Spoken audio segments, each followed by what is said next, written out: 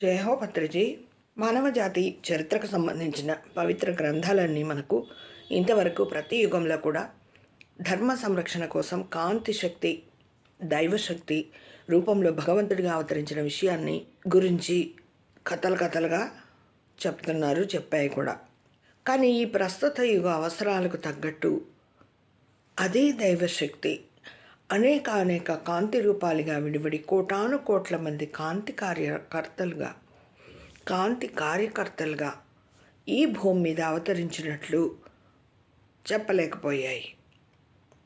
అందుకే దైవశక్తితో నిండిన కాంతి రూపాలైన మనమే కాంతి కార్యకర్తలం అని అనుభూతి చెందలేకపోతున్నాం.